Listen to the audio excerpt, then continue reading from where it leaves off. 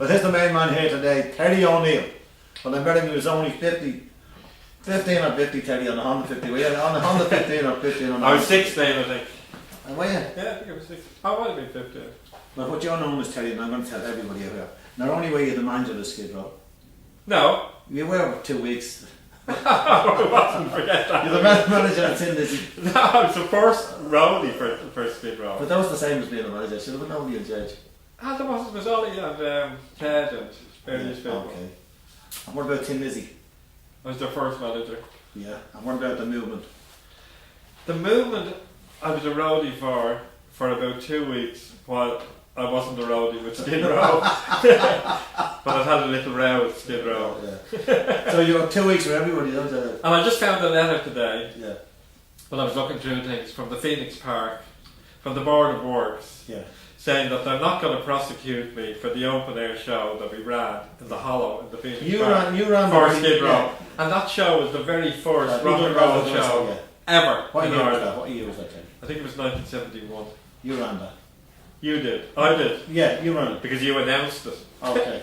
Now you also... Okay, let me tell everybody this. On a Thursday night in the National Stadium, yeah. Brush said, "We're in the Hollow in the Phoenix Park on Saturday." And I was going, why did nobody tell me about this? Yeah. So anyway, Saturday came around and we were in the Phoenix Park and I got a little Honda generator and the Parks people came around and said, "What are you doing?" I said, "We're going to play music." And they said, "You can't do that." And I said, "Why? It's a park, we're people, it belongs to us, and we're playing music." Oh, and I said, "Do you want to go out and tell all those people?" Yeah. There was a few thousand people there. Unbelievable. Do you want to tell them that there's no gig on? Because I don't. And they said, "But who's in charge?" And I said, "I am," and they took my name and address. And then they wrote me this letter saying, "Next time get permission." Well, I keep forgetting to get permission and run another one. Oh, it was great, Teddy. And Teddy, you ran the Ballybomb Peace Festival as well. No, I didn't. No, Who ran that? Some great Ballybomb, was it? Oh, Dan, Irish Dan or something. I thought that was you, wasn't it? No, there was about I had about 7 bands on it. Yeah, and I went around collecting money off all the promoters' friends who were all farmers who owned bits of fields that the festival was on. And they were saying, "Are you his friend? Give us money." Ditch Cassidy was on that one. Ditch was on it. Yeah. And that band with Pierce, the drummer, and Sammy, Iron Horse were on it. Yeah. Ditch, Iron Horse, the Grannies were on it. Where are the Grannies on it? Were you managing the Grannies? I was their Irish agent. Yeah. I know we had the other gig, Terry. Myself and yourself, the Ghetto, we were on that.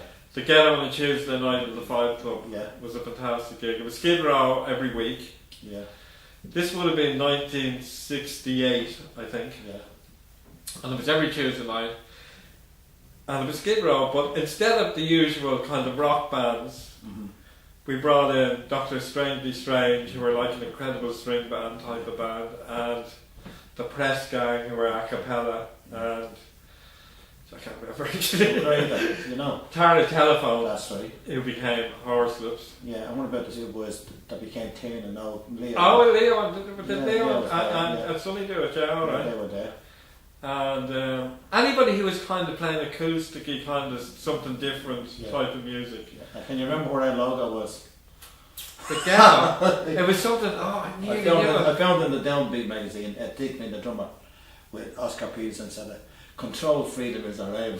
Control freedom is our aim. That was exactly it. That was brilliant. That was brilliant. That was on all the ads and everything. Yeah, control freedom is our aim. And that's what it was. It was kind of controlled freedom in a way, you know. Yeah, that was great. Really. It was very kind of avant-garde clue.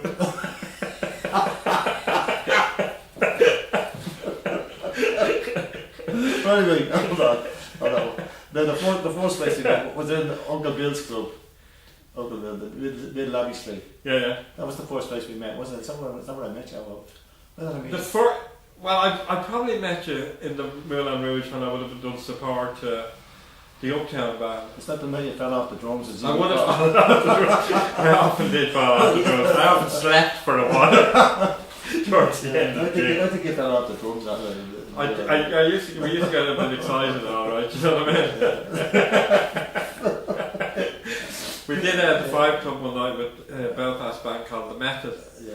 And Paddy Lynch, who was the bass player, the band got really carried away.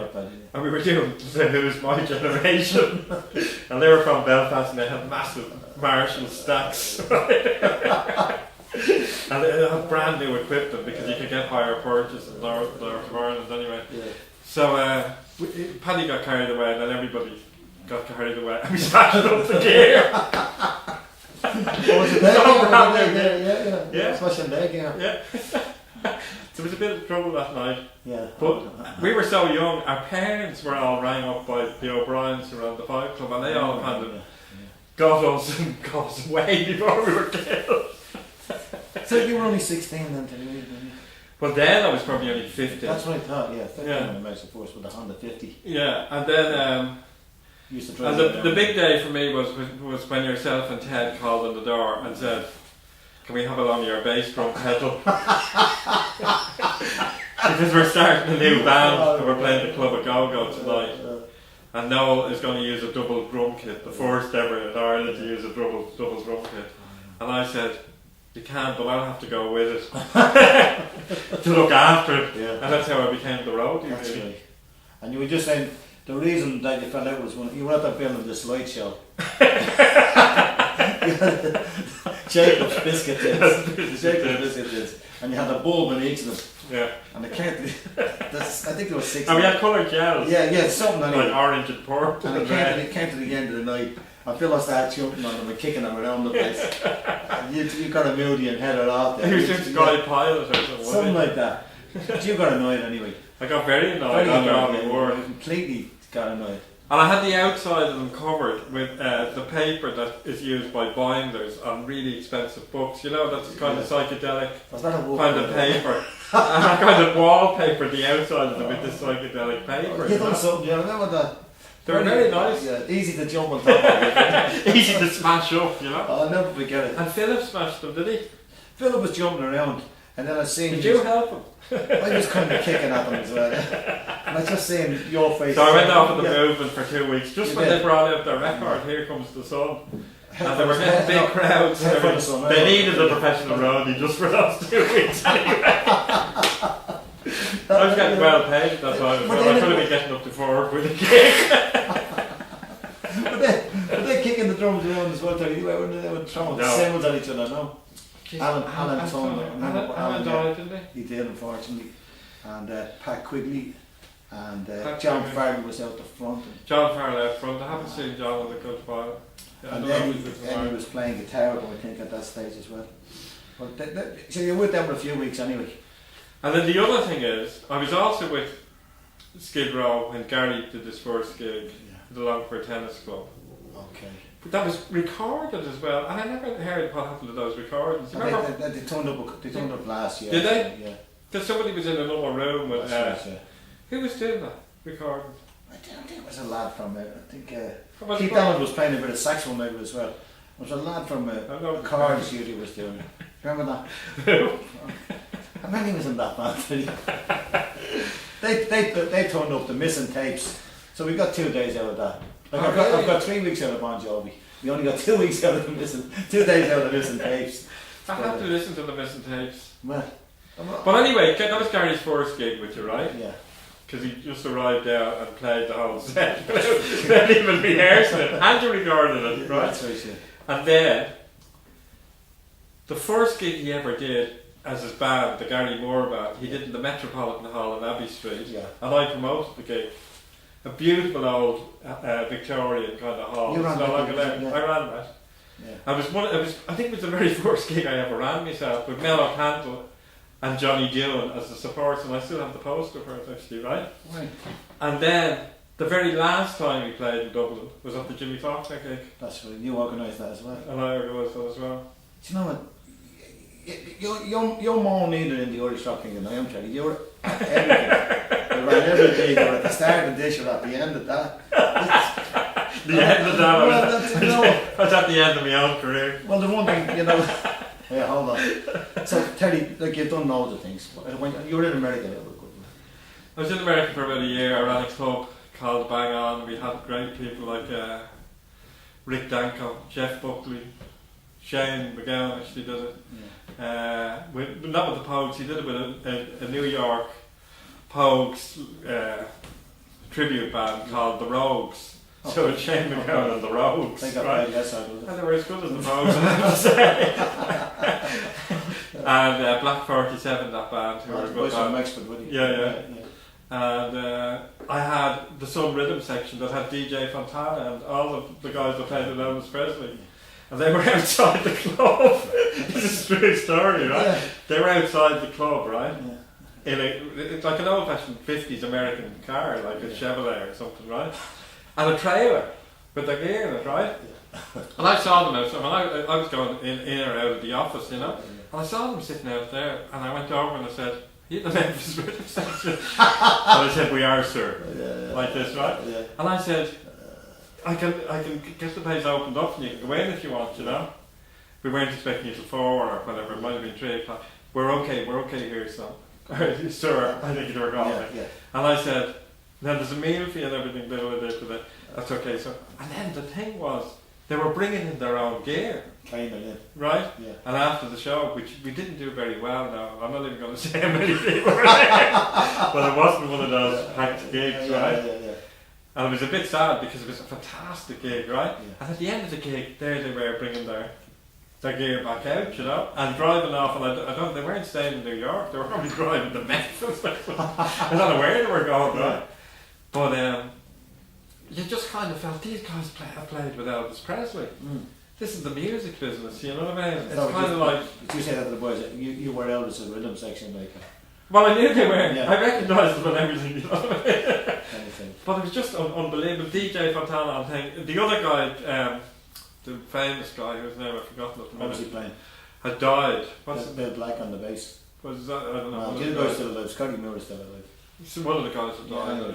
Yeah. Maybe Scotty was there. Yeah. I don't know who was there. Okay. Well, you knew the drummer. Anyway, I remember DJ Fontana. I used to watch drummers, you know. Yeah. Anytime I ever got a band, I usually switched to drummer. Okay. Except for Tin Lizzy, thank God. You'll be getting rid of the drummer very well. He'll have to go, you know. Hasn't got his own bass drum pedal. Hasn't even got a But when you're trucking around with the Pogues around Texas, like. I just went over for a couple of shows in Texas with the Pogues. Now I did publicity in Ireland for them, and we had great success, #1 albums and #1 singles and everything, you know what I mean? And you know, it was publicity-wise, it was kind of brilliant because Shane became a household name in Ireland, you know. Now he's a household name everywhere, but at that time he was a household name for being a brilliant songwriter and a great singer, you know what I mean? Now he's a household name for some other reasons or whatever. But I worked with them, and I worked with all the big Irish promoters that once stayed with MCD and Aiken even, and Pat Egan. Did Bob Marley and the Wailers and Davey Milburn for Pat Egan. And I worked for Vince Power for a few years in London. And we did loads of festivals and had loads of venues as well. At one time I was doing publicity for over 3,000 acts at the same time. and how I worked that out was because somebody introduced me to a guy, the singer from Supergrass, in fact, right? I said, "This is blah blah," and I went, "Oh, hi," you know. And because I couldn't think of anything to say to him, I said, "When are you playing London?" And he said, "We just did the Forum last night, which was our big main venue, right?" And I went, "Oh, right." And he said, "What do you do?" I said, "Well, I do publicity for the Forum." And then I said, "But we would have already done the publicity 3 months ago."